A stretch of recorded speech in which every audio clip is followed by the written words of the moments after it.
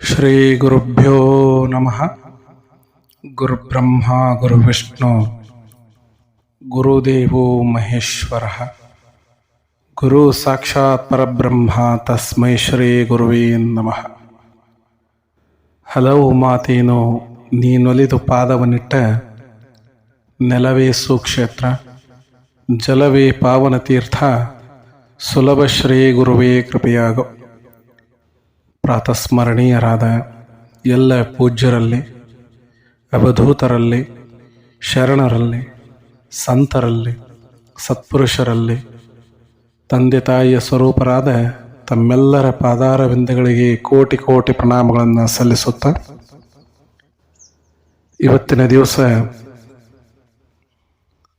ಎಲ್ಲ ಲಿಂಗ ಪ್ರಭುಗಳನ್ನು ನಂಬಿ ಜೀವನವನ್ನು ಉದ್ಧಾರ ಮಾಡಿಕೊಂಡಂತಹ ಒಬ್ಬ ಶ್ರೇಷ್ಠ ದಂಪತಿಗಳ ಜೀವನ ಚರಿತ್ರೆಯನ್ನು ನಿಮ್ಮ ಮುಂದೆ ನಾನು ಹೇಳ್ತೀನಿ. ಲಚ್ಚಾಣ ಸಿದ್ಧಲಿಂಗ ಮಹಾರಾಜರ ಅಪ್ಪಟ ಶಿಷ್ಯರಾದಂತಹ ಎಲ್ಲ ಲಿಂಗ ಪ್ರಭುಗಳು ಭಕ್ತಿಯಿಂದ ಬೇಡಿದವರಿಗೆ ಇಲ್ಲ ಅನ್ನುವಂಥ ಮಾತೇ ಅವರ ಬಾಯಿಂದ ಬರ್ತಿರಲಿಲ್ಲ. ಏನಾದರೂ ಒಂದು ಮಾರ್ಗೋಪಾಯವನ್ನು ಸೂಚಿಸಿ ಅವರು ಭಕ್ತರನ್ನು ಉದ್ಧಾರ ಮಾಡ್ತಿದ್ರು. ಈಗಲೂ ಕೂಡ ಮುಗುಳುಕೋಡ ಮಠಕ್ಕೆ ಯಾರು ನಡ್ಕೊತಾರ ಅವರಿಗೆ ಎಲ್ಲ ರೀತಿಯ ಕಷ್ಟಗಳು ಪಾರಾಗ್ತಾವ ಅನ್ನುವಂಥದ್ದು ಪ್ರತೀತಿ. ಒಂದು ಸಲ ಎಲ್ಲ ಲಿಂಗ ಪ್ರಭುಗಳು ಇದ್ದಾಗ ಬಿಜಾಪುರ ಜಿಲ್ಲೆ ಮುದ್ದೇಬೇಳೆ ತಾಲೂಕಿನ ತಂಗಡಿಗೆ ಅನ್ನುವಂಥದ್ದು ಒಂದು ಗ್ರಾಮ ಇತ್ತು. ಈಗಲೂ ಇದೆ ಅದು ತಂಗಡಿಗೆ ಗ್ರಾಮ. ಈ ತಂಗಡಿಗೆ ಗ್ರಾಮ ಒಳಗೆ ಬಸಪ್ಪ ನಿಡಗುಂದಿ ಎಂಬಾತ ವಾಸವಿದ್ದ. ಬಸಪ್ಪ ನಿಡಗುಂದಿ. ಈ ಬಸಪ್ಪ ನಿಡಗುಂದಿಯ ಹೆಂಡತಿ ಗಿರಿಜಮ್ಮ. ಬಹಳ ಒಳ್ಳೆಯ ವ್ಯಕ್ತಿಗಳು, ಸತಿಪತಿಗಳು. ಇವರಿಗೆ 4 ಜನ ಮಕ್ಕಳಿದ್ರು. 4 ಜನ ಮಕ್ಕಳು ನೋಡ್ರಿ, ಭಾಳ ಬಡತನದ ಪರಿಸ್ಥಿತಿ. ಭಾಳ ಕಷ್ಟಪಟ್ಟು ಏನಪ್ಪ ಅಂತಂದ್ರೆ ದುಡಿದು ಹೊಟ್ಟೆ ತುಂಬಿಸ್ಕೋಬೇಕಾದ ಪರಿಸ್ಥಿತಿ ಇತ್ತು. ಯಾಕಂದ್ರೆ ಆಗಿನ ಸಂದರ್ಭದೊಳಗೆ ಮುದ್ದೇಬೇಳೆ ತಾಲೂಕಿನ ಏನು ಈ ತಂಗಡಿಗೆ ಗ್ರಾಮ ಇತ್ತು, ಇದೆಲ್ಲ ಒಣ ಬೇಸಾಯಕ್ಕೆ ಸಂಬಂಧಪಟ್ಟದ್ದು. ಮುಂಗಾರು ಮಳೆ ಅದು ಅಷ್ಟು ಅಲ್ಲಿ ಫಲಪ್ರದವಾಗಿರಲಿಲ್ಲ. ಆದರೆ ಹಿಂಗಾರಿಗೆ ಏನಪ್ಪ ಅಂತಂದ್ರೆ ಬೆಳೆ ಬೆಳೆಯೋರು ಒಂದು 4 ತಿಂಗಳು, ಹಿಂಗಾರು ಮಳೆ ಸಂದರ್ಭದೊಳಗೆ ಒಂದು 4 ತಿಂಗಳ ಬೆಳೆ. 4 ತಿಂಗಳ ಬೆಳೆ ಏನು ಬರ್ತೈತಿ ಅದನ್ನಷ್ಟ ತಗೋಬೇಕು ಮತ್ತು ವರ್ಷಾನುವಿಡಿ ಅವ್ರು ಖಾಲಿ ಕೊಂಡ್ಬೇಕು. ಇಂಥ ಪರಿಸ್ಥಿತಿ. ಇದು ಹೊಲ ಇದ್ದವ್ರದ್ದಾಯ್ತು. ಹೊಲ ಇಲ್ಲದವ್ರದಂತೂ 4 ತಿಂಗಳು ಏನು ಹೊಲದಾಗ ಕೆಲಸ ಬರ್ತಾವಲ್ಲ ಮಂದಿ ಹೊಲದಾಗ, ಅಂಥ ಮಂದಿ ಹೊಲದಾಗ ಕೆಲಸ ಮಾಡ್ಕೊಂಡು ತಿನ್ನೋದು ಬಿಟ್ರೆ ಖಾಲಿ ಕೊಂಡೋದು. ಇಲ್ಲ ಅಂತಂದ್ರೆ ಯಾರೇ ಸಾವುಕಾರ ಶ್ರೀಮಂತರು ಯಾರು ಇರ್ತಾರ ಅವ್ರ ಮನ್ಯಾಗ ಕೆಲಸದಾವಣ್ರಿ ಅಂತ ಕೇಳ್ಕೊತ ಹೋಗಿ ದನಕರುಗಳಿಗೆ ಮೇವು ಹಾಕೋದು, ಇದು ಮಾಡೋದು, ನೀರು ಕುಡಿಸೋದು, ಅವ್ರೇನು ಊಟ ಕೊಡ್ತಾರಲ್ಲ ಅಷ್ಟ ಊಟ ತಿಂದು ಬರೋದು. ಕೂಲಿ ಇಲ್ಲ, ಏನಿಲ್ಲ. ಯಾಕಂದ್ರೆ ಅಂಥ ಬರಗಾಲದ ಪ್ರದೇಶ ಅವೆಲ್ಲ.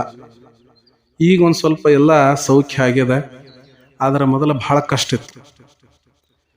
ಇನ್ನು ಈ ನಿಡಗುಂದಿ ಮಣಿತನ ಏನಿತ್ತು, ಬಸಪ್ಪನ ನಿಡಗುಂದಿದು, ಇವರಿಗೆ ಹೊಲಾನೂ ಇಲ್ಲ, ಏನೂ ಇಲ್ಲ.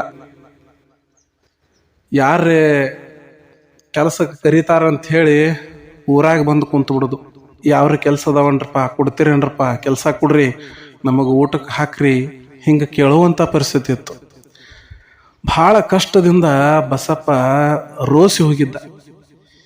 ಏನು ಮಾಡಬೇಕಂತ ತಿಳಿವಾತು. 4 ಜನ ಮಕ್ಕಳು ಊರು ಬಿಟ್ಟು ಹೋಗಿ ಎಲ್ಲರೇ ದಗದ ಅದು ಮಾಡ್ಕೊತ ಬರ್ಬೇಕಂದ್ರೆ ಮಕ್ಕಳನ್ನ ಬಿಟ್ಟು ಹೆಣ್ತಿನ ಬಿಟ್ಟು ಹೋಗೋದು ಭಾಳ ಕಠಿಣ ಆಗಿತ್ತು. ಎಷ್ಟಂತ ಹೇಳಿ ತ್ರಾಸ ತಗೋಬೇಕ್ರಿ. ಭಾಳ ತ್ರಾಸ ಆಗ್ಲಿಕ್ಕತ್ತಿತ್ತು ಅವಂಗೆ. ಹುಡುಗರು ದೊಡ್ಡ ಆಗ್ಲಿಕ್ಕತ್ತಿದ್ದು, ಎಲ್ಲ ಹುಡುಗರು ಹೊಟ್ಟೆ ತುಂಬ ಉಣವು, ಹೆಣ್ತು ಉಣಕ್ಕೆ ಉಣಾವ. ಹುಡುಗರು ಮೈ ಮ್ಯಾಗ ಬಟ್ಟೆ ಬರೀ ಅದು ಇದು ಬೇಕಾಗ್ತದ, ಏನಾದರೂ ಇರ್ತಾವ. ಹೀಗಿದ್ದಾಗ ಕೈಯೊಳಗೆ ಪುಡಿಗಾಸು ಇಲ್ಲ ಅಂತಂದ್ರೆ ಎಷ್ಟು ತ್ರಾಸ ಆಗ್ತೈತಿ.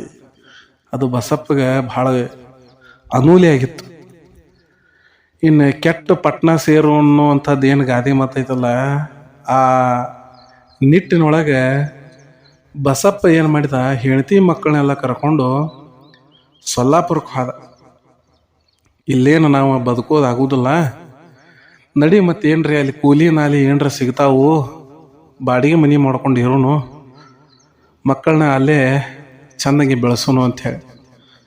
ನೋಡ್ರಿ, ಗಂಡನ ಜೋಡಿ ಸತಿ ಏನು ಕಷ್ಟ ಬಂದರೂ ಜೊತೆಯಾಗಿ ಇರಬೇಕಾಗ್ತತಿ.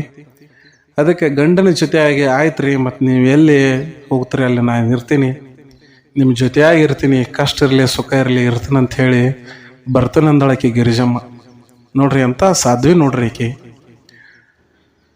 ಹೀಗಿದ್ದಾಗ ಸತಿಪತಿಗಳು ಏನು ಮಾಡಿದ್ರು, 4 ಜನ ಮಕ್ಕಳನ್ನು ಕರ್ಕೊಂಡು ಸೊಲ್ಲಾಪುರಕ್ಕೆ ಹೋದ್ರು.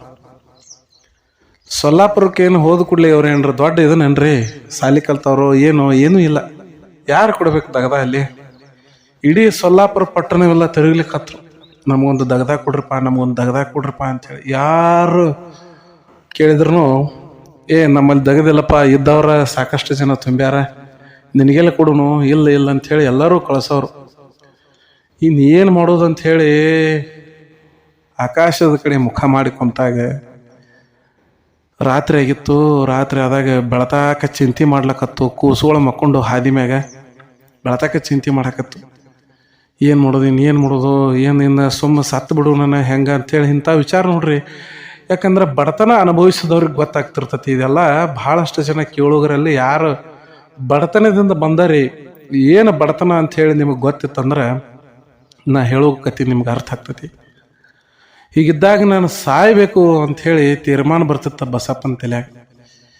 ಏನು ಮಾಡೋದೈತಿ, ಸಾಕಾಗಿ ಹೋಯ್ತಲ್ಲ, ಇನ್ನು ನನ್ನ ಜೀವನ ಹಿಂಗಾಯ್ತಲ್ಲ, ಭಾಳ ಕಠಿಣ ಐತೆ, ಸುಮ್ಮನೆ ಎಲ್ಲರೂ ಹೆಂಡತಿ ಮಕ್ಕಳೆಲ್ಲ ಕೂಡಿ ಬಾವ್ಯಾಗ ಬಿದ್ದು ಸಾತ್ ಬಿಡೋನು ಅಂಥೇಳಿ ಆಯಿತು ಅಂಥೇಳಿ ಅದೊಂದು ದಿವಸ ಹಂಗೆ ಮಕ್ಕೊಂಡ್ರು. ನಾಳೆ ಏನ್ರಿ ಮಾಡೋಣ ಅಂಥೇಳಿ ಬೆಳಗ್ಗೆ ಆಯಿತು. ಆ ಕಡೆ ಈ ಕಡೆ ಎಲ್ಲ ಕಡೆ ನೋಡ್ಲಿಕ್ಕತ್ರು, ಏನು ಯಾರು ಕೆಲಸ ಕೊಡೋರಿಲ್ಲ.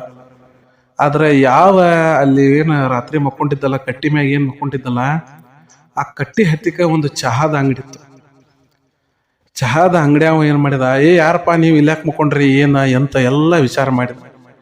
ಇಲ್ಲಪ್ಪ, ನಾವು ಹಿಂಗೆ ಈ ತಂಗಡಿಗೆ ಗ್ರಾಮದಿಂದ ಬಂದೀವಿ, ಮತ್ತು ಕೆಲಸ ಇಲ್ಲ, ಏನಿಲ್ಲ, ಊಟ ಎಲ್ಲ ಆಗೈತಿ, ನಮಗೆ ಭಾಳ ತ್ರಾಸ ಆಗೈತಿ ಅಂದಾಗ ಇದನ್ನೆಲ್ಲ ನೋಡಿ ಅಂಗಡಿ ಅವಂಗೆ ಅನ್ನಿಸ್ತು.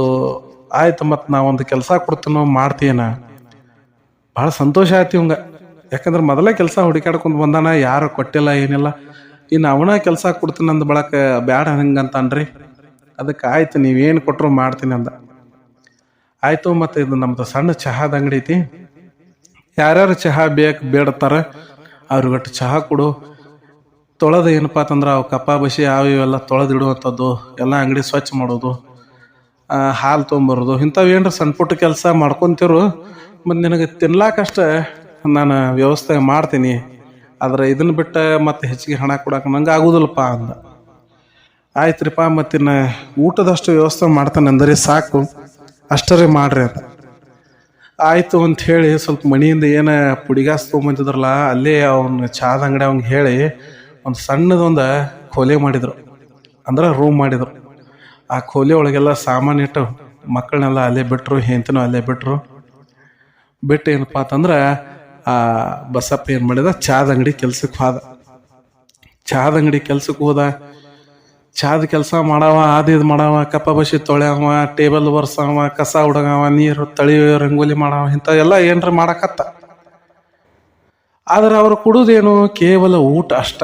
ಮ್ಯಾಗ ಏನೋ ಭಾಳ ಖರ್ಚಿಗೆ ಬೇಕಂದ್ರೆ ಒಂದು ಸ್ವಲ್ಪ ಯಾವಾಗ್ರೆ ರೊಕ್ಕ ಕೊಡವ ಚಹಾದ ಅಂಗಡಿ. ಅವ ಮೊದಲ ಹೇಳಿದ್ದ, ನಂದ ಸಣ್ಣ ಅಂಗಡಿ, ಮತ್ತು ಇಷ್ಟ ಸಾಧ್ಯ ಆಯ್ತಪ್ಪ, ನನಗೆ ಇದಕ್ಕೆ ಹೆಚ್ಚಿಂದ ಏನೂ ಆಗೋದಿಲ್ಲ ಅಂಥೇಳಿ ಮಾಡ್ಲಿಕ್ಕತ್ತ ಮನಿ ಅದೇನು ಕೋಲೆ ಬಾಡಿಗೆ ತೊಗೊಂಡಿದ್ರಲ್ರಿ, ಒಂದು ತಿಂಗಳಾದ ನಂತರ ಬಾಡಿಗೆ ಬೇಡ್ಲಿಕ್ಕತ್ತಾರ ಅವರು. ಬಾಡಿಗೆ ಕೊಡಪ್ಪ, ಮತ್ತು 1 ತಿಂಗಳಾಯ್ತು ನೀ ಇದೆ ಅಂತ ಹೇಳಿ. ಅವಾಗ ಎಲ್ಲಿದ್ದು ಕೊಡ್ತಾನ್ರಿ ಬಾಡಿಗೆ? ಅದು ಅವ್ರು ಕೊಡೋದ ಮನಿ ಊಟಕ್ಕೆ ಅದಕ್ಕೆ ಇದಕ್ಕೆ ಖರ್ಚಾಗ್ಲತ್ತತಿ, ಬಾಡಿಗೆ ಕೊಡಕ್ಕೆ ರೊಕ್ಕ ಎಲ್ಲಿ ಉನ್ನತಿಕ? ಬಾಡಿಗೆ ಕೊಡಕ್ಕೆ ರೊಕ್ಕಿಲ್ಲ ಅಂದ ನಂತರ ನೀವು ಮನಿ ಖಾಲಿ ಮಾಡಿಬಿಡ್ರಿಪ್ಪ ಅಂಥೇಳಿ ಅಂದ್ಬಿಟ್ಟ ಓನರ್. ಇಲ್ರಿ, ಹಂಗೆ ಮಾಡಬೇಡ್ರಿ, ಮತ್ತು ಸ್ವಲ್ಪ ದಿವಸ ತಡ್ರಿ, ಇನ್ನೊಂದು ಕೆಲಸ ಹುಡುಕಾಡ್ತೀನಿ, ಹೆಂಗಾರೆ ಮಾಡಿ ನಿಮ್ದೆಲ್ಲ ಮನೆ ಬಾಡಿಗೆ ಕೊಡ್ತೀನಿ. ಇದೊಂದು ಸಣ್ಣದ ಕೆಲಸ ಸಿಕ್ಕೈತಿ, ಇನ್ನೊಂದು ದೊಡ್ಡದು ಹುಡುಕಾಡ್ತೀನಿ ರೀ ಅಂಥೇಳಿ ಅಂಗಲಾಚಿ ಬೇಡ್ಕೊಂಡ ಬಸಪ್ಪ.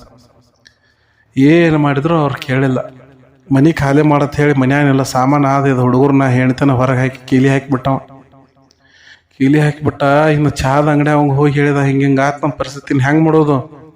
ನನ್ನ ಕೈಲಿ ಏನೋ ಮಾಡ್ಲಿಕ್ಕೆ ಸಾಧ್ಯ ಇಲ್ಲ ಅಂದ್ಬಿಟ್ಟು ಅವ ಚಾದ ಅಂಗಡಿ.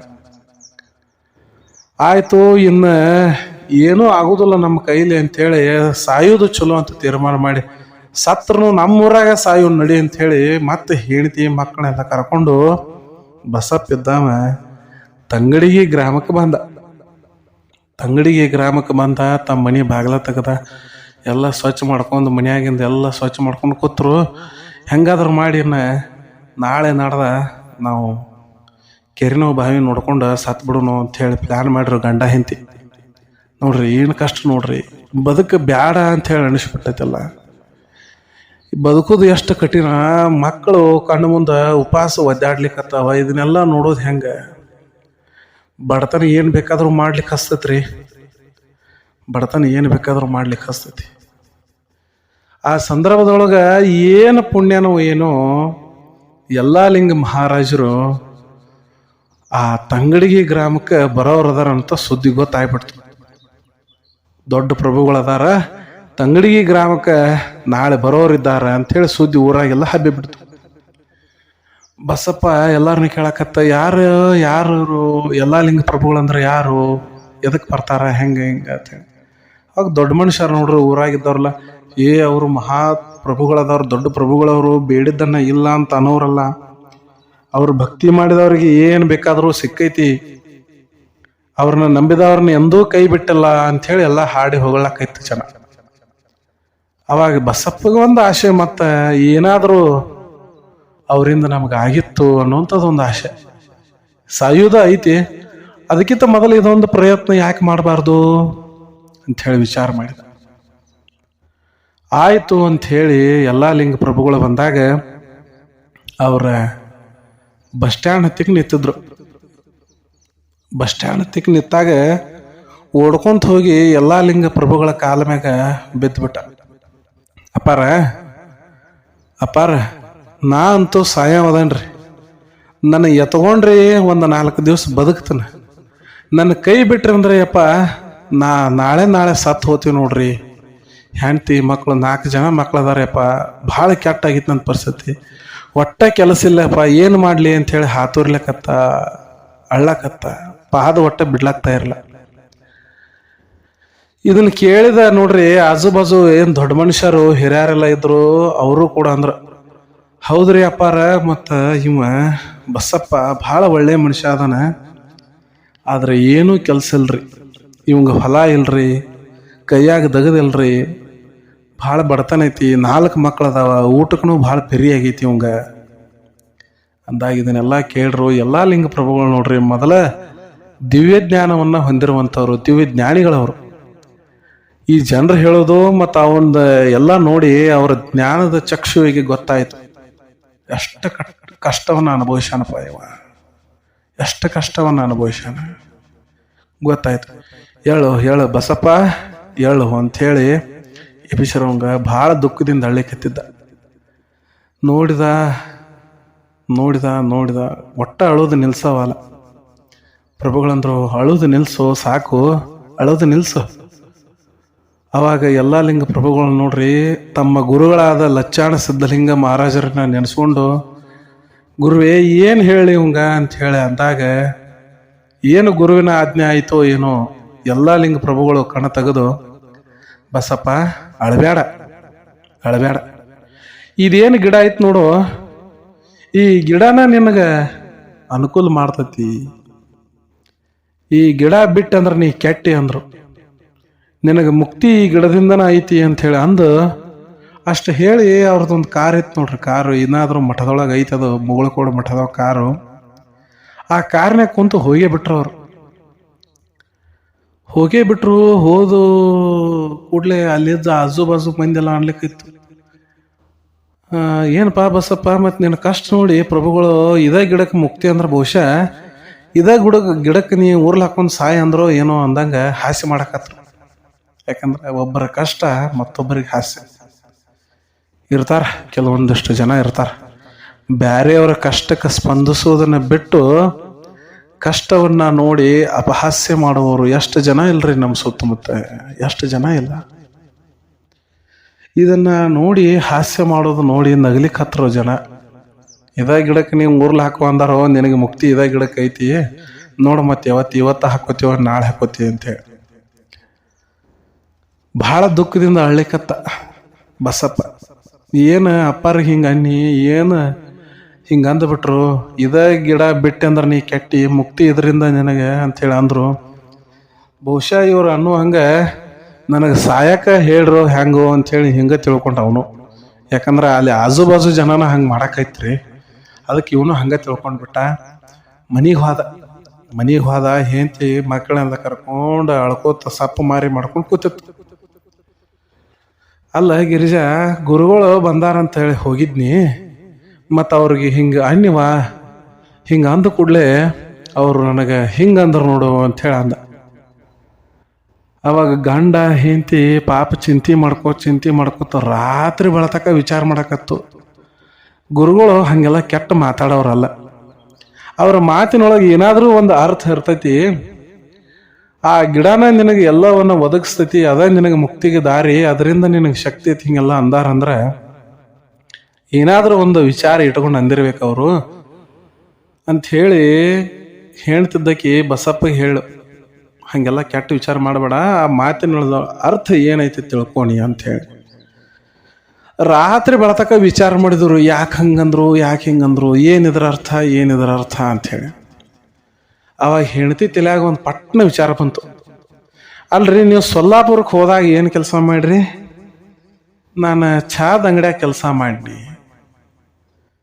ಹಂಗಿತ್ತಂದ್ರೆ ಈ ಗಿಡದ ಬಡ್ಡ್ಯಾಗ ಬಸ್ ಸ್ಟ್ಯಾಂಡ್ದಾಗ ಹೆಂಗಿದ್ರು ಆ ಗಿಡ ಐತಿ, ಈ ಗಿಡದ ಬಡ್ಡ್ಯಾಗ ನಾವು ಯಾಕೆ ಚಹಾದ ಅಂಗಡಿ ಹಾಕಬಾರ್ದು? ಹೇಳ್ತಿ ನೋಡ್ರಿ, ಈ ಮಾತು ಏನಂದ್ಲು ಗಂಡಗ ಒಂದು ರೀತಿ ಎಲ್ಲೋ ಒಂದು ಆಶಾಭಾವನೆ ಮನಸ್ಸಿನೊಳಗೆ ಮೂಡ್ತು. ಹೌದಲ್ಲ ಗಿರಿಜಾ, ನೀ ಹೇಳೋದು ಖರೀ ಐತಿ ನೋಡ. ನಾವು ಯಾಕೆ ಒಂದು ಚಹಾದ ಅಂಗಡಿ ಹಾಕಬಾರ್ದು? ಸುಮ್ಮ ಎಷ್ಟು ಜನ ಕುಡಿತಾರ, ಏನು ಆಕೈತಿ ಲಾಭ ನೋಡೋಣಲ್ಲ. ಆಯ್ತು ಅಂತ ಹೇಳಿ ಅದರ ತಯಾರಿ ನಡೆಸಿದ್ರು. ಊರಾಗ ಸಾವುಕಾರಾಗ ಭೇಟಿ ಹೋದ್ರು. ಯಪ್ಪ, ನಾವು ಸಾಯವ್ರದೇವು, ಅದಕ್ಕಿಂತ ಮೊದಲ ಇದೊಂದು ಕೆಲಸ ಮಾಡ್ಬೇಕಂತೀವಪ್ಪ, ಒಂದು ಸ್ವಲ್ಪ ಸಹಾಯ ಮಾಡ್ರಿಪ್ಪ ಯಪ್ಪಾರ, ಸ್ವಲ್ಪ ಸಹಾಯ ಮಾಡ್ರಿ, ಒಂದು 4 ದುಡ್ಡು ಕೊಡ್ರಿ, ಒಂದು 2 ಬೊಗಾಣಿ, ಒಂದು 4 ಗ್ಲಾಸ್ ತಗೋತೀವು, ಒಂದು 1/4 ಕಿಲೋ ಸಕ್ಕರೆ, ಒಂದು 1/4 ಕಿಲೋ ಚಹಾ ಪುಡಿ ತೊಗೊಂಡು ಒಂದು ಚಹಾದ ಅಂಗಡಿ ಹಾಕ್ಬೇಕಂತ ವಿಚಾರ ಐತಪ್ಪ ಯಪ್ಪ. ಎಲ್ಲ ಕಂಬ ಹೋಗೋದು ತಟ್ಟಿ ಕಟ್ಕೋತನ್ರಿ ನಾನು, ಆ ಗಿಡದ ಬಡ್ಡ್ಯಾಗ ಒಂದು ಚಹಾದ ಅಂಗಡಿ ಹಾಕ್ತೀನಿ ಅಪ್ಪ, ಸಹಾಯ ಮಾಡ್ರಿಪ್ಪ ಯಪ್ಪ. ನೋಡ್ರಿ ಎಷ್ಟು ಕಷ್ಟ, ನೋಡ್ರಿ ಎಷ್ಟು ಕಷ್ಟ. ತಗೋರೋ ಮರ, ಇದೊಂದು ಏನು ಮಾಡ್ತೀವಿ ಅಂದು ಚಹಾದ ಅಂಗಡಿ ಹಾಕಿ ಅದೊಂದು ನಡಿಲಿಲ್ಲ ಅಂದ್ರೆ ಅದನ್ನೊಂದು ಸಾಲ ನಮ್ಮ ತಲೆ ಮ್ಯಾಗ ಬಿಟ್ಟು ಹೋಗವನೆ ಅಂಥೇಳಿ ಹಿರಿಯರು ಬೈಯವರು. ಸ್ವಲ್ಪ ಜನ ತಗೋರು ನಮ್ಮ ಕಡೆ ಒಂದು 2 ದುಡ್ಡು ಅದಾವ ತಗೋ ಅಂಥೇಳಿ ಎಷ್ಟು ಸಾಧ್ಯ ಐತಿ ಅಷ್ಟು ಊರಾಗೆಲ್ಲ ಕೇಳ್ಕೊಂಡು 4 ದುಡ್ಡು ಮಾಡಿದ. 4 ದುಡ್ಡು ಮಾಡಿದ. ಒಂದು 1/4 ಕಿಲೋ ಸಕ್ಕರೆ, ಚಹಾ ಪುಡಿ, ಒಂದು 2 ಬೊಗಾಣಿ, ಸ್ಟೋ ಇದು ಗ್ಲಾಸ್ ಎಲ್ಲ ತಂದ. 4 ಕಂಬನೂ ಹುಗದ ಮ್ಯಾಗ ತಟ್ಟಿ ಕಟ್ಟಿದ. ತಟ್ಟಿ ಕಟ್ಟೋದಂದ್ರೆ ಆ ಕಬ್ಬಿಂದಲ್ಲ, ತೆಂಗಿನ ಗಿಡದ ಗರಿಯನ್ನೆಲ್ಲ ತಂದು ಒಂದು ಪೋಣಿಸಿ ಅದನ್ನು ಚಪ್ಪರದ ಗತೆ ಮಾಡಿದ. ಕಟ್ಟಿಗೆಯನ್ನು ಹಾಕಿ ಚಪ್ಪರ ಹಾಕ್ಕೊಂಡು ಅದರ ತಳಗ ಒಂದು ಟೇಬಲ್ ಮ್ಯಾಗ ಚಹಾ ಬೊಗಾಣಿ ಇಟ್ಟು ಚಹಾ ಚಾಲೂ ಮಾಡಿದ. ಒಂದು 1/4 ಕಿಲೋ ಸಕ್ಕರೆ, ಒಂದಿಷ್ಟ 1/4 ಕಿಲೋ ಚಹಾ ಪುಡಿದೊಳಗೆ ಶುರು ಆಯ್ತು. ಮುಂಜಾನೆ ಬಸ್ ಸ್ಟ್ಯಾಂಡ್ಗೆ ಯಾರೇ ಊರಿಗೆ ಹೋಗಾರು ಮಾಡೋರು ನೆಸಿಗ್ನಾಗ 5ಕ್ಕೆ ತೆಗೆದು ಬಿಡೋ ಚಹಾದ ಕೆಲಸ ಮಾಡಲಿಕ್ಕೆ. ಕೆಲಸ ಶುರು ಮಾಡಿದ. 1/4 ಕಿಲೋ ಸಕ್ಕರೆ ಇದ್ದದ್ದು ನೋಡ್ರಿ. ಬಂದಂಥ ಮಂದಿ ತಾರೋ ಬಸಪ್ಪ ಚಹಾ ಅಂತ ಹೇಳಿ ಕುಡಿಯೋರು ಬಸ್ ಹತ್ತಿ ಹೋಗಿಬಿಡೋರು. ಈ ಏನು ಒಂದು ದಿವ್ಸಿಗೆ ಒಂದು 20-30 ಕಪ್ ಚಹಾ ಹೋಗ್ತಿತ್ತಲ್ರಿ, ಅದ್ರ ಏನು ಸಾಲ ಕೊಟ್ಟಿದ್ರಲ್ಲ ಇವರ ಬಂದ ಒಂದು 10 ಕಪ್ ಚಹಾ ಕುಡಿಯೋರು. ಎಷ್ಟು ಪರೀಕ್ಷೆ ಮಾಡ್ತಾರ ನೋಡ್ರಿ ಜನ, ಇವರ ಪೊಕೆಟ್ನ್ಯಾಗ 4 ಚಹಾ ಕುಡ್ದು ಹೋಗೋರು. ಇನ್ನು 4 ಚಹಾದ ನೋಡ್ರಿ ದುಡ್ಡು ಅಷ್ಟ. ಅವಾಗ ಏನ್ರಿ ಒಂದು 4 ಅಣಿ 8 ಅಣಿದಾಗೆಲ್ಲ ಚಹಾ ಇತ್ತು ಅವಾಗ. ಅಷ್ಟ ದುಡ್ಡನ್ನ ಕೂಡಿಸಿಡವ ಹಿಂಗ. ಆದ್ರೆ ಕಾಯಕ ಬಿಡ್ಲಿಲ್ಲ ನೋಡ್ರಿ. ಯಾರು ಏನು ಕುಡಿತಾರ, ಸಾಲ ಕೊಟ್ಟವ್ರು ಅದಾರ ಕುಡಿತಾರ. ಇನ್ನು ಅವ್ರ ಸಾಲ ತೀರ್ಸೋ ತಕ ಕುಡಿಯೋರು ಅವ್ರಿಗೇನು ಅನ್ನೋದೈತಿ ಅಂತ ಹೇಳಿ ಮನಸ್ಸಿನಾಗ ಅನ್ಕೊಳವ. ಎಲ್ಲಾ ಲಿಂಗರ ಪ್ರಭುಗಳ ಧ್ಯಾನವನ್ನ ಮಾಡಿ ಗುರುವಿನ ಮ್ಯಾಗ ಭಾರ ಹಾಕಿ ಕೆಲಸ ಶುರು ಮಾಡಿದ. ನೋಡ್ರಿ, ಬರಬರ್ತಾ 1/4 ಕಿಲೋ ಸಕ್ಕರೆಲೆ ಚಹಾ ಮಾಡಕ್ ಶುರು ಮಾಡಿದವ. ಕಿಲೋಕ್ಕೆ ಬಂತು, 2 ಕಿಲೋಕ್ಕೆ ಬಂತು, 5 ಕಿಲೋ ಸಕ್ಕರೆ ಚಹಾ ಹೋಗ್ಲಿಕ್ಕಾಯ್ತು. ಬರಬರ್ತಾ ಊಟೋಪಚಾರಕ್ಕೆ ಯಾವುದೂ ಕೊರತೆ ಇಲ್ದಂಗ ಆಗ್ಲಿಕ್ಕಾಯ್ತು. ಎಲ್ಲರಿಗೂ 2 ಹೊತ್ತು ಮಕ್ಕಳಿಗೆ ತಮಗೆ ಊಟದ ವ್ಯವಸ್ಥೆ ಆಯ್ತು. ಮೊದಲ ಊಟದ ವ್ಯವಸ್ಥೆ. ಯಾರ ಕಡೆ ಸಾಲವನ್ನ ತಗೊಂಡಿದ್ದ ಅವ್ರು ಸಾಲ ಮೊದಲು ಕೊಟ್ಟ. ಯಾಕಂದ್ರೆ ಅವ್ರು ಹಂಗ ನೋಡ್ರಿ ಬಡ್ಡಿಲೇ ಚಾ ಕುಡಿಯವ್ರು ಇದ್ರು ಅವರು. ಅದಕ್ಕೆ ಮೊದಲು ನಿಮ್ಮ ಸಾಲ ತಗೋರಿ, ನಿಮ್ಮ ಬಡ್ಡಿನೂ ತೋರಿತಿ. ಎಲ್ಲ ಸಾಲವನ್ನು ಕೊಟ್ಟು ಸಾಲದಿಂದ ವಿಮುಕ್ತ ಅದ. ಇನ್ನು ಯಾರು ಚಾ ಕುಡಿತಾರಲ್ಲ ಅವ್ರ ದುಡ್ಡು ಕೊಡ್ಲಿಲ್ಲ ಅಂದ್ರೆ ಅವ್ರ ಸಾಲ ಎಷ್ಟಾಗೈತಿ ಅಂತ ಹೇಳಿ ಬರ್ಕೊಲಿಕ್ಕತ್ತ. ಅವಾಗ ಜಕ್ಕಸ್ತ ನೋಡ್ರಿ ಮಂದಿ ಎಲ್ಲ ರೊಕ್ಕ ಕೊಟ್ಟು ಚಾ ಕುಡಿಲಕ್ಕಿತ್ತು. ಚಾ ಕುಡಿದ ಜನಸಂಖ್ಯೆ ಹೆಚ್ಚಾಗ್ಲಿಕ್ಕಿತ್ತು. ಬರಬರ್ತ ಏನ್ ಮಾಡಕತ್ತ, ಬಜಿ ಚಾಲು ಮಾಡ್ಲಕತ್ತ. ಸಂಜಿಕ ಬಜಿ ಮಾಡೋ ಕೆಲ್ಸದೊಳಗೆ ತೊಡಗಿದ. ಬಜಿ ತಿನ್ನಾಕ ಮಂದಿ ಬರ್ಲಿಕ್ಕಿತ್ತು. ಚಾ ನೋಡ್ರಿ ಮುಂಜಾನೆ ಚಾ ಯಾವತ್ತೂ ಚಾ ಅದು. ಮುಂಜಾನೆ ಶುರು ಆಯ್ತಂದ್ರ ರಾತ್ರಿ 10 ತನಕ ಚಾನೇ ಚಾ. ಬಜಿ ತಿಂದವ್ರು ಚಾ ಕುಡಿಯೋರು, ಮುಂಜಾನೆ ಹಂಗ ಚಾ ಕುಡಿಯೋರು ಇರೋವ್ರಿ. ಬರಬರ್ತ ಸಂಜೆಗೆ ಬಜಿ ಚಾಲು ಮಾಡಿದವ. ಮುಂಜಾನೆ ಅವಲಕ್ಕಿ ಉಪ್ಪಿಟ್ಟು ನಾಷ್ಟಾಕ ಶುರು ಮಾಡಿದ. ಮುಂಜಾನೆ ಅವಲಕ್ಕಿ ಉಪ್ಪಿಟ್ಟ ಚಾ, ಸಂಜೆಗೆ ಬಜಿ ಚಾ ಚಾಲು ಆಯ್ತು. ಬರಬರ್ತಾ ಬಜಿ ಚಾ ಉಪ್ಪಿಟ್ಟ ಅವಲಕ್ಕಿ ಪುರೆ ಆದೀದ್ ಅಂತ ಹೇಳಿ ಎಲ್ಲ ರೀತಿಯ ಎಲ್ಲ ತಿಂಡಿಗಳನ್ನ ಶುರು ಮಾಡಿದ. ಸಣ್ಣ ಅಂಗಡಿ ಹಾಕೊಂಡಿದ್ದಲ್ರಿ, ಅದನ್ನ ದೊಡ್ಡದೊಂದು ಅಂಗಡಿ ಮಾಡಿಬಿಟ್ಟ. ಅದೇ ಬಸ್ ಸ್ಟ್ಯಾಂಡ್ದೊಳಗೆ ದೊಡ್ಡ ಅಂಗಡಿ ಮಾಡಿದ. ತನ್ನ ಕೈಯೊಳಗೆ ಏನಪ್ಪಾ ಅಂದ್ರೆ 4 ಜನ ಆಳುಗಳು ಬಂದ್ಬಿಟ್ಟು ಕೈ ತುಂಬ ದುಡ್ಡು. ಮಕ್ಕಳಿಗೆ ಒಳ್ಳೆಯ ರೀತಿಯ ವಿದ್ಯಾಭ್ಯಾಸಕ್ಕೆ ಏನಪ್ಪಾ ಅಂತಂದ್ರ ಸಾಲಿಗೆ ಕಲಿಸ್ಲಕತ್ತ. ಹೆಂಡತಿ ಮ್ಯಾಗ ಮೈ ಮ್ಯಾಗ ಏನಪ್ಪಾ ಅಂತಂದ್ರ ಬಂಗಾರದ ಆಭರಣಗಳು ಬರ್ಲಿಕ್ಕೆ ಶುರು ಆಯ್ತು. ಒಳ್ಳೆಯ ಸೀರೆ. ಅವಾಗ ಸೈಕಲ್ ನೋಡ್ರಿ, ಅವಾಗ ಸೈಕಲದ ಭರಾಟೆ. ದೊಡ್ಡದೊಂದು ಚಲೋ ಸೈಕಲ್ ತಗೊಂಡ. ಒಳ್ಳೆ ಬಟ್ಟೆ ಹಾಕೊಲಿಕ್ಕತ್ತ. ಗಲ್ಲ ಪೆಟ್ಟಿಗೆ ಮ್ಯಾಗ ಕೊಂಡ್ಲಾತ. ಮೈ ತುಂಬ ಬರಳು ತುಂಬ ಆಭರಣಗಳು ಶುರು ಆಯ್ತು. ಹೋಟೆಲ್ ದೊಡ್ಡದಾಯ್ತು, ಆಭರಣಗಳು ಶುರು ಆಯ್ತು. ಅದಾದ ನಂತರ ದುಡ್ಡಾದ ನಂತರ ಓಣಿಗೊಂದು ಮನಿ ತಗೊಲಕತ್ರಿ ಬಸಪ್ಪ. ಓಣಿಗೊಂದು ಮನಿ ತಗೊಲಕತ್ತ. ಊರಿಗೊಂದು ಹೊಲ ತಗೊಲಕತ್ತ. ಅಕ್ಕ ಪಕ್ಕದ ಎಲ್ಲ ಊರಾಗ ಒಂದೊಂದು ಹೋಟೆಲದ ಬ್ರಾಂಚ್ ತೆಗದ. ಎಲ್ಲ ಕಡೆ ಆಳುಗಳಿಟ್ಟು ಮ್ಯಾನೇಜರ್ ಇಟ್ಟು ದಂಧೆ ಚಾಲೂ ಮಾಡಿದ. ಎಲ್ಲ ಕಡೆ ದಿವಸ ಒಂದೊಂದು ಕಡೆ ವಿಸಿಟ್ ಮಾಡವ. ಎಷ್ಟು ಜನ ಅವನು ಹೋಟೆಲಕ್ಕೆ ಬಂದ ಎಲ್ಲ ತಿಂಡಿ ತಿನಿಸು ನಾಷ್ಟ ಎಲ್ಲ ಮಾಡವ್ರಿ. ಏನವಂದ ಇಷ್ಟೆಲ್ಲ ಶ್ರೀಮಂತಿಕೆ ಬಂದರೂ ಕೂಡ ಗುರು ಎಲ್ಲಾ ಲಿಂಗರನ್ನ ಮರಿಲಿಲ್ಲ. ಎಲ್ಲಾ ಲಿಂಗರು ಹೇಳಿದ ಮಾತು ಅವನ ಈ ಕಿವಿಯೊಳಗೆ ಝಂಕರಿಸ್ತಿತ್ತು. ಈ ಗಿಡ ನೀ ಬಿಟ್ಟಂದ್ರೆ ಕೆಟ್ಟಿ, ಈ ಗಿಡದಿಂದ ನಿನಗೆ ಶಕ್ತಿ ಯುಕ್ತಿಗಳು ಎಲ್ಲವೂ ಬರ್ತಾವ. ಇದೇ ನಿನಗೆ ಮುಕ್ತಿಯ ದಾರಿ. ಈ ಗಿಡ ಬಿಡಬ್ಯಾಡೋ ಅಂತ ಹೇಳ ಅಂದಿದ್ರು ಎಲ್ಲ ಲಿಂಗ ಪ್ರಭುಗಳು. ಏನ್ರಿ ಬಸಪ್ಪನ ವೈಭೋಗ.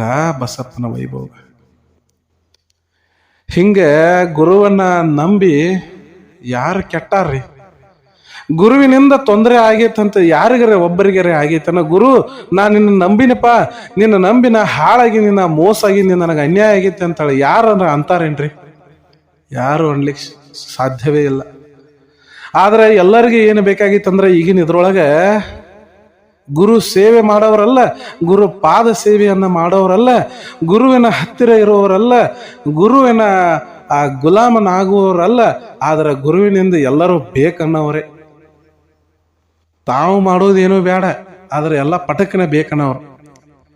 ಪಟಕನ ಸಿಗ್ಲಿಲ್ಲ ಅಂದ್ರೆ ಗುರು ಬಾದದನವ್ರು. ಈಗ ಜನ ತಾವು ಬೇಕಾದದ್ದು ಪಟಕನ ಸಿಗ್ಲಿಲ್ಲ ಅಂದ್ರೆ ಗುರು ಬಾದದನ ಅಂತ ಹೇಳನವ್ರು. ಈಗೆಲ್ಲ ಇಂಥ ಕಾಲ ಬಂದೈತಿ. ಆದ್ರ ಗುರುವಿನ ನಂಬಿ ಕೆಟ್ಟವ್ರು ಯಾರದಾರ್ರಿ? ಗುರುವಿನ ಗುಲಾಮನಾಗುವ ತನಕ ದೊರೆಯದಣ್ಣ ಮುಕುತಿ ಅಂತ ಹೇಳಿ ಎಷ್ಟು ಜನ ಹೇಳಿಲ್ಲ. ಅಂತಹ ಗುರುವನ್ನ ನೀವು ಯಾರೂ ಕೈ ಬಿಡಬೇಡ್ರಿ. ಯಾವಾಗಲೂ ಗುರುವಿನ ಸಂಗಡ ಇರ್ರಿ. ಹರ ಮುಣಿದರೆ ಗುರು ಕಾಯುವನು, ಗುರು ಮುಣಿದರೆ ಹರ ಕಾಯಲಾರ. ಅಂತಹ ಗುರುವಿನ ಆಶೀರ್ವಾದ ಸದಾ ನಿಮ್ಮ ಮೇಲೆ, ನಿಮ್ಮ ಕುಟುಂಬದ ಮೇಲೆ ಸದಾ ಇರಲಿ ಅಂತ ಹೇಳಿ ಕೇಳ್ಕೊಂತ ಮತ್ತೊಂದು ಗುರುವಿನ ಚರಿತ್ರೆಯನ್ನ, ಲೀಲೆಯನ್ನ ತಮ್ಮ ಮುಂದೆ ನಾನು ಪ್ರಸ್ತುತ ಪಡಿಸ್ತೇನೆ. ಅಲ್ಲಿಯವರೆಗೂ ಸರ್ವೇ ಜನಃ ಸುಖಿನೋ ಭವಂತು, ಸಕಲ ಸನ್ಮಂಗಳಾನಿ ಭವಂತು. ನಮಸ್ಕಾರ.